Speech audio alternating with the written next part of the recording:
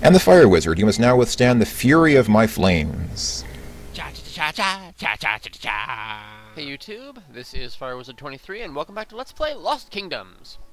So in this episode we're going to go through that earth door in the LateBlt Temple, and I'm going to try to cater my deck to train up monsters to transform into fire monsters. So I'm going to try to see if I can get enough fire cards so I can open up the fire door in the LateBlt Temple, because right now I only have 17, I need 3 more. And I did a little research off screen, and I know the monsters I can get, which are the... Oh no, I can't remember what it's called! It's the... let's see, I can get the red dragon, I see the monster, I can't think of his name. It's that monster I fought in that sewer level. Flare Spawn! Flare Spawn, and... what is the third monster? So third monster I can get that can do it. What is that third monster called? It is called the Fire Golem. So once I have those 3 monsters, I will be able to open the fire door successfully. And that'll be, yes! Victory! So I'm trying specifically to put certain monsters in my deck that will do that, because you're going to notice I don't really cater my deck a lot towards fighting earth monsters, which would involve having wood monsters. Though I do take a couple of good ones with me. You notice I had Fenrir, I added. But specifically, I'm taking a lot of monsters who are going to help me get the transformations I need. Like, I take the Sand Golem with me, because that will evolve into the Fire Golem card. And some carbuncles. And these. So, I'm going to pause the video. There's going to be a pause right here for a sec, because I'm going to go to the LateBlt Temple and fight through it to get to the Earth Door. And I will see you in just a moment, okay? I will be right back. Okay, so here I am back in the LateBlt Temple, and I'm going to head to the Earth Door. I was able to do some battling. You'll notice my deck has been severely shrunk down because I had used just so many cards to win these fights. But I brought the Behemoth card. I don't know why I brought the Behemoth, because I don't really need it at all. So let's head towards the Earth Door.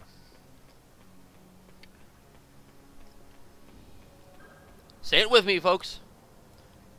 Earth! Here's the Earth Door. Are you ready to head to the Land of the Sands? Make ready. And here we go to the Temple of Ametankh. Ametankh? That's a really hard word to say. I am not fluent in Egyptian, so my apologies. This video does run pretty long. I do want to apologize for that right up front, but it was kind of necessary for how I did this. The wood shrine video actually goes much faster because I go ahead and just bypass the Temple of LateBlt, and I just show the preparation afterwards, I think. But I checked some transformations here, because my original plan was to actually fight through that level over and over again, but it's going to be just so monotonous. So I checked my cards here. Can I do any evolutions right now? Nope. So, I'm going to take this deck with me to the Temple of Ametankh. This is really dangerous stuff, because I really should have wood monsters, and I don't. But I think, don't I just go ahead here and slice out... I think I don't take, like, a lot of my, I do take my blue dragon, absolutely. We're going to take the blue dragon with us for restorative purposes. Let's go. It is all earth monsters. I would normally recommend having wood monsters here, because otherwise you're going to get pulverized. Oh, red fairy. To meet with the great turtle, we have to get the treasure from the innermost room. Let's go. Just a word of warning, I suck at this level. I take so many hits, mostly because I don't have wood monsters with me, which would be a tremendous help. I should, like my cockatrices and my banshees. Oh, but there are these treasures! And inside we find this card, a griffin card, which I really shouldn't use in this level because it will do nothing but power up the earth monsters. Oh, there's another red fairy, let's get him. Favorite place in the whole temple? Oh, and a battle! These juggernauts are going to be a pain in my ass. I didn't really bring a lot of cards who are quick enough to deal with them. And the griffin is just slicing through them. The point here is I'm trying to get a lot of experience with these cards so I can evolve them into stronger cards, hopefully fire-based cards. see, my skeleton is just not fast enough to keep up with the Juggernaut, so I'm going to have to rely on my weapon monsters. And also use my Sand Golem for distraction. Although the Juggernaut doesn't really seem to care. Try to get my Carbuncle really close to do some damage. my Castopa Balls is trying to help. But again, it's too slow. Need something quicker. Ah! Stupid thing. Thank you, Castopa Balls. You are most helpful. So what's been going on? I just finished up my weekend of work as I'm recording the audio of this. I actually recorded this video a couple of days ago. I really far ahead recorded the video of these games, of this game, because I'm really having a lot of fun, and we are approaching kind of the final trials here. We've got a Castopa Balls and a Griffin. Use my Rebus. Nice. I throw my Sand Golem here, but it's such a lost cause. He's nearly dead. Yeah, there he goes, he's dead. But I do have my Lich. Might not be a wood card, but I can do some damage. Take this. Jerk. Grab all the magic stones. That's a big part of the strategy, because, like I assume, I believe when you pick up a magic stone, like that will add experience. That does add experience to every card in your deck. My belief then is if you have multiple copies of the card in your deck, like I have 5 Lizard Men, 1 stone will equal 5 experience point for the Lizard Man card. That is my belief. I've never actually read anything that specifically says that, and I only just recently went ahead and purchased a Lost Kingdoms strategy guide for myself to verify that. That will probably verify that information. I'm almost positive that is true, though, because I do seem to remember using like an experience strategy similar to that. And we get a Sphinx card. Very nice. You notice there's some walls up in some of the pathways here. You want to get all the treasure chests in all the rooms first before you head to the main item, because you can actually walk right to the item that the Red Fairy alluded to in the beginning. So, but make sure you get all the treasures first.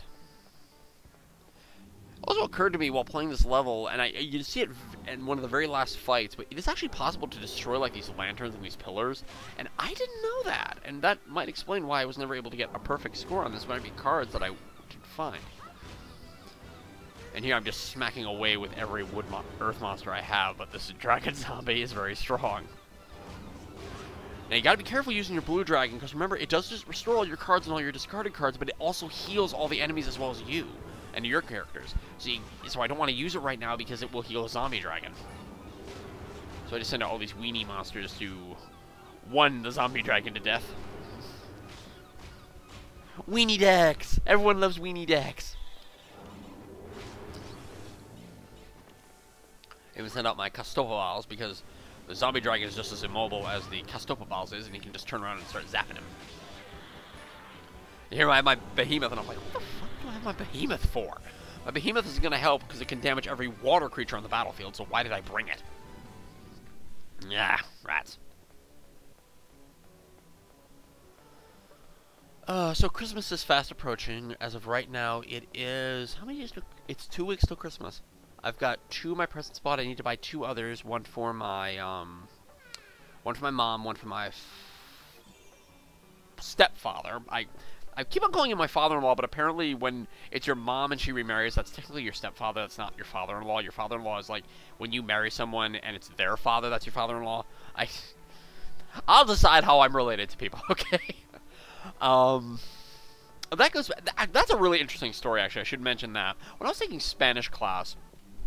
Way back in the day, I took French for 6 years, parlez-vous français, and I have a really good French, by the way. I speak excellent French, but I only took 2 years of Spanish, 2 semesters of Spanish, and in Spanish class we did like, the family unit where you learn all the family things, how to say brother, sister, father, mother, and we also learned the word for cousin. And we had one activity in the book was, okay, we had a family tree. And I realize I'm talking nothing about the game, but, I think this is just kind of interesting little commentary. We were learning about, we had a family tree, and a question was asked. Oh, I like the king elephant. Nice hit. We And it said, okay, it's going to tell you a statement like this person is the sister of this person. You just have to say true or false. You know, is that true? Just can you read the Spanish? Can you understand what it's trying to say? And it came up with, Senora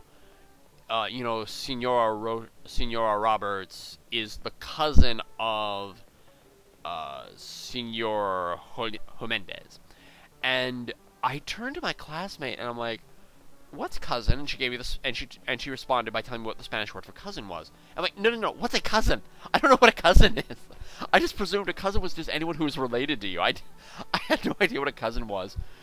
And she very calmly explained to me, because she kind of found it funny, but she went ahead and explained it to me. Oh, by the way, here's the story thing for this temple, just explaining a little bit of the history of the gods and everything. Which is kind of interesting if you can get it all together. And there's a zombie dragon card, even though I didn't bother to show the angle. But yeah, she said, oh, like if your uncle or your aunt has kids, those are your cousins. Like, oh, that's what it is. I felt really stupid. It's just one of those pieces of information I just didn't pick up over the years. And the reason being, there's no one in my family who would technically be my cousin. I do have 2 uncles, but none of them have children. Neither of them have children, so I don't technically have a cousin. So there. What do you want from me? So here I'm stuck with that stupid... I wish you could, like, permanently... In this game, you cannot permanently discard cards, but then again, I could have picked not to have the Behemoth card, knowing there were no water monsters in this level. That's my own damn fault. Come on, get him! Yeah, I'm trying to train the Scythe Beast, because the Scythe Beast can become one of the transform monsters. I think it's the Flare spawn, the Scythe Beast can become, if I can get enough experience points. Then we do a little deck restore with a Mind Flare. Hasha! Hasha! Hasha! Send out the skeleton card. Oh, just how, like, this is such a pathetic onslaught against this zombie dragon. It kind of reminds me, anyone ever seen Turtles Forever, which is a great little film? I actually really recommend it. If you're a Turtles fan, you will like Turtles Forever. I hope it's still on YouTube, because people can go watch it. I learned about it from the Nostalgia Critic. And it reminds me of that very final battle where they're all, like, just attacking that giant mechanical shredder. Like, the old shredder and Krang are attacking it, and all the turtles are attacking it. It's like, it's such a pathetic... Or if you even want a more current, a more dated reference, the end of the first season of Digimon, when all of the champion Digimon are fighting Devimon, and it's like such a pathetic onslaught that Devimon is just so much more powerful than all of them put together, except when Angemon comes along and kicks their ass. We got a card restored there, very nice. Oh, in this chest is that item we need. Let's go get it. The chest, or at least one item we need to get started. We find the Necklace of the Pharaoh. Ooh, pharaohs. Keep moving along here. Go. There we go. I'll just fess up right now. I do not successfully get all the fire cards I need to open the fire door before I have to head to the last level, and I wish I had them. I really do wish I had them, because I feel like it would be a perfect triumph of the fight. It's completely and totally possible to beat this game even without those, I'll use the term God cards, but it would have been a nice little send-up nice little ending that I had all 4 of them in the deck, but I do not manage to get, I'm not able to get to the last level to achieve the 4th card, which sucks. But they are indeed a powerful quartet.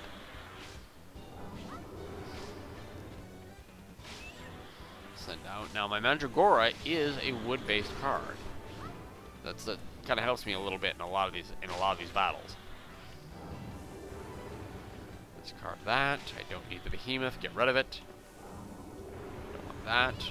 Sandworm's pretty powerful. I can give it a try. I'm gonna make sure I do show off every single card in the game at some point. Even if I don't do them because I will go back, because I need to get some fairies and some cards that I missed in previous levels and try to get 5 stars in the levels, which I may or may not achieve. I know that getting all the fairies and all the cards is pretty much essential to getting 5 stars, but some of these levels are just pure battles, and I don't know if... And it simply is my battle skill that's going to determine if I get a 5-star rating.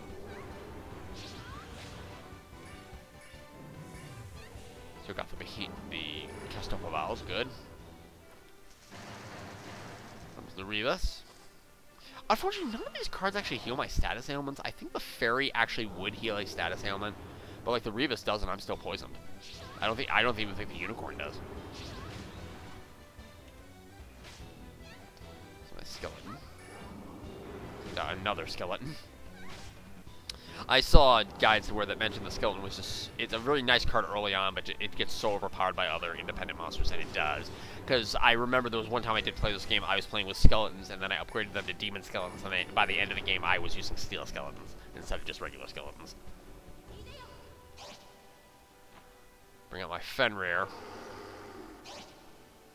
Here we go! Wood Blast!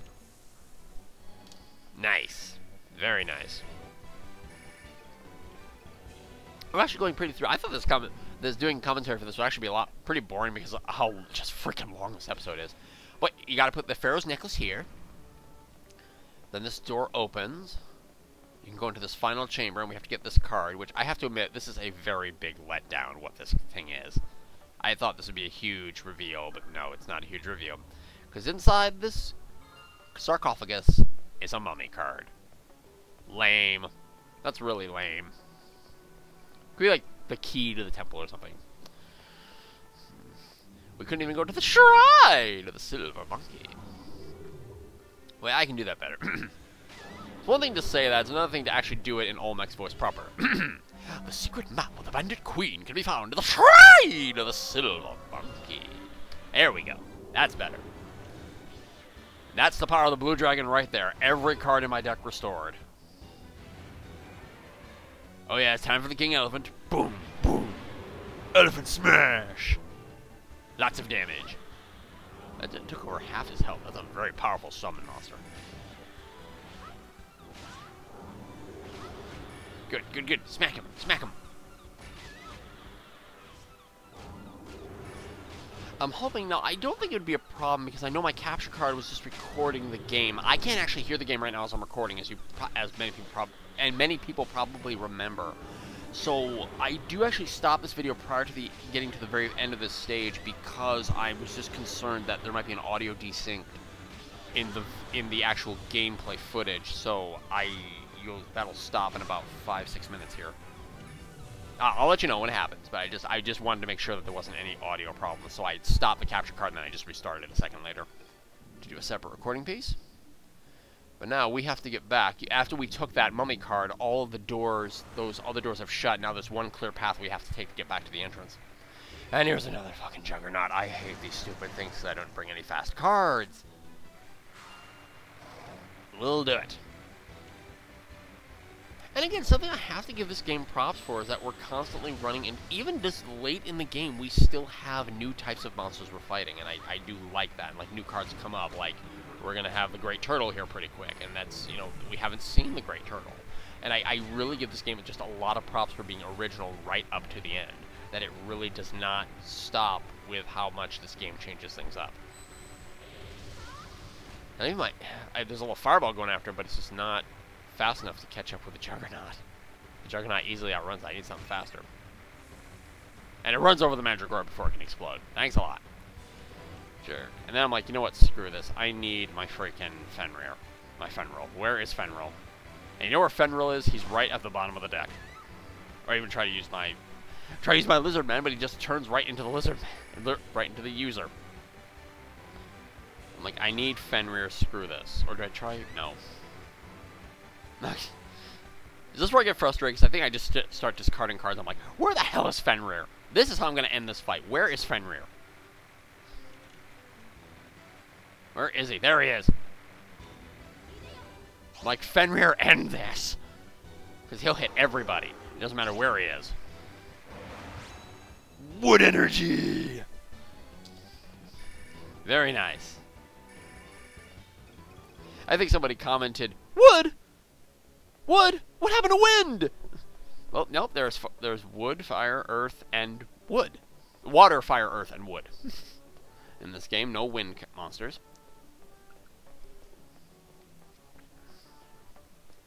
Let's keep going. Uh-oh.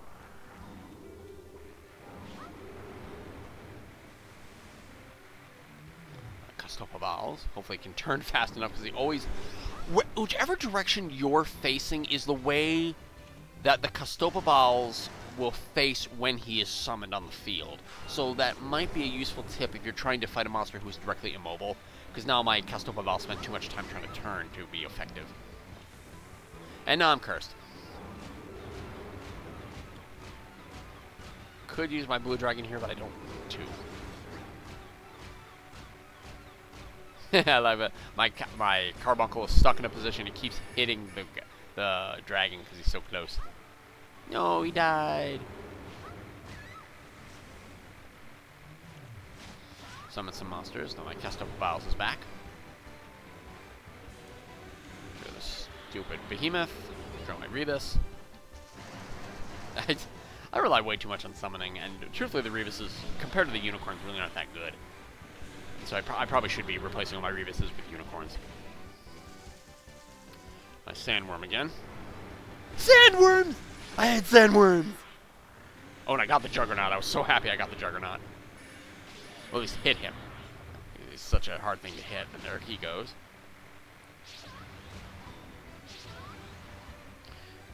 My Scythe Beast is a wood monster, but it's a tough delivery. You see the attack pattern. It's a very tough delivery to hit this monster.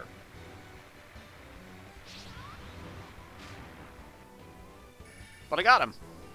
Because that little thing just like hovered in the air and kept going forward. It's a really tough delivery. And it's not that strong, but it is a wood type, so it was effective here. Let's keep heading back towards the entrance. I think you get into one battle in every single room here. And I'm like, oh jeez. And I do the very cheap thing. Here's my blue dragon again. Oh, no. Deck restore, and I just search for Fenrir. I'm like, screw this. Where is Fenrir? This is how we're gonna end this fight. I just need Fenrir. I'm not gonna fight all these things. One thing I was concerned about, though, is I have a Griffin here who doubles the power of all earth monsters and halves the power of all wood monsters, I believe. So I'm like, oh, geez, is that going to work here? Can I have... Will Fenrir be weakened because of that? But let's give it a try. I think he might... Perhaps that only affects independent monsters. But check this. Wood attack. Very nice.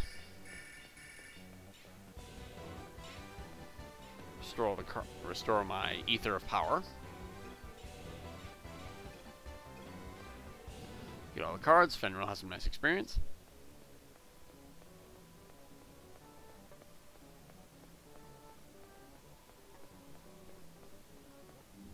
Head out towards the end here.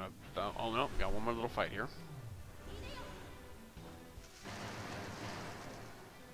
Fenrir. Come on, Fenrir. Oh no, I have Rebus. Sorry, Rebus. Throwing out monsters here. But remember, them being earth monsters, they are powered up by the presence of the Griffin. And he just kicks their ass because they get trapped in a corner. Okay, so just about right here, I'm going to cut the video. Okay, folks, we're back. Like I said, I just wanted to pause the video because I just wanted to make sure that the audio of the game recording was actually good. For all I know, nothing happened and it was just fine. So here we go again. We got another zombie dragon. This is actually the last door before we get to the end. I'm just trying to grab some stuff. This is where I realized that you could actually destroy those pillars. I didn't know that. And now I'm like, oh geez, were there like red fairies in there I didn't know about? And I know I've seen lists of like where every red fairy is in the game. And I'll be discussing some more parts of that once we get to the final episodes of this series. Like how to determine the remaining red fairies available. Okay, I just strike out with all the most powerful stuff. Here we go. You're like, oh, I can use the Mandragora. I can be a dick. Take this. It does so much freaking damage. Oh, I'm surprised. Well, again, because I'm trying to get certain monsters, I'm surprised I didn't bring the Mega Mandragora with me. Do tons of damage.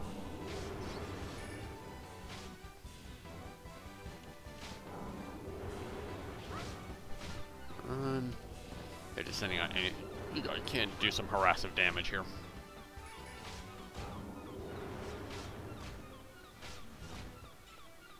won the guy to death. Just die. Die, you stupid dragon. I didn't bring my wood cards. Just die. Yeah, you'd be flying through these battles normally, but let's head back to the very first chamber. Where it's time for boss time against the Great Turtle and his 2 Sphinx guards. Oh, shit.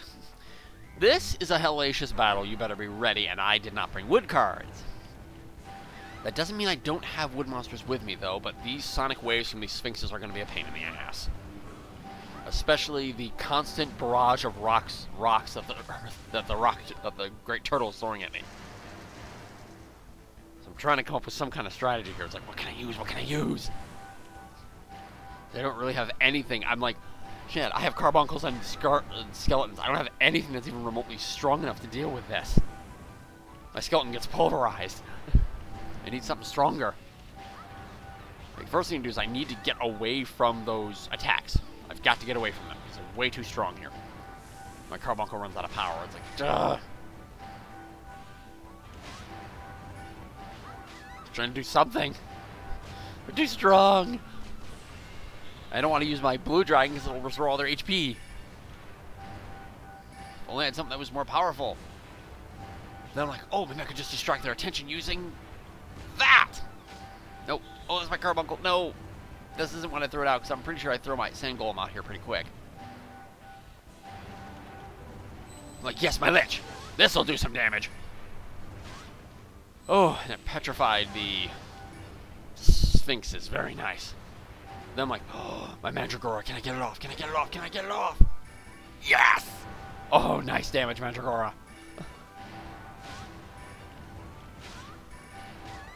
My lizard men here to kill one of the Sphinxes. Like, just get my number of opponents down. Because this is such a hellacious fight. If I can just get rid of the other Sphinx, this won't be too bad. But this is a hellacious fight. Don't want that one. I'll use my sandworm. I'm like, okay, there should be enough to take out the Sphinx. Come on, come on, come on. Yes. Okay, we're down to just the Great Turtle.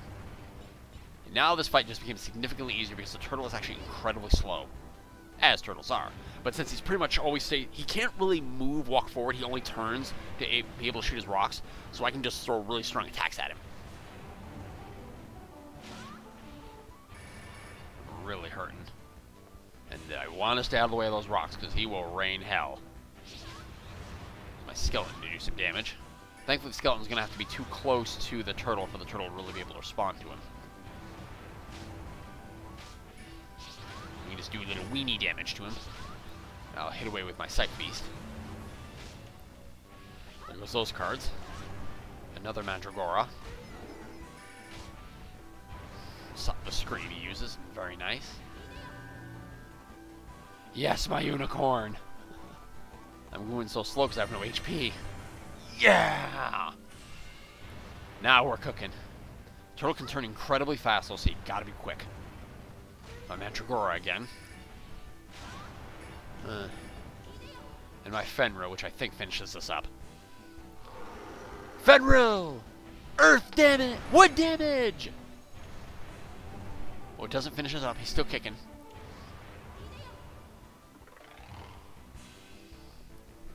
I think I meant to use my carbuncle here. I didn't mean to use my Mind Flare. Ow! Those rocks freaking hurt.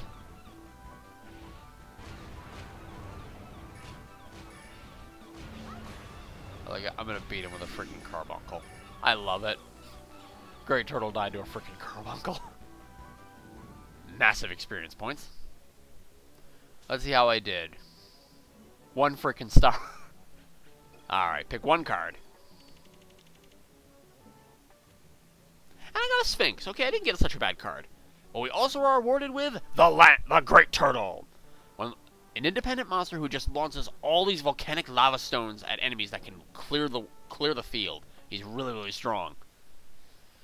Okay, so let's head back. First, let's head to Alexander's Fairy House as per the norm to turn in the red fairies. We now have 2 of the God cards.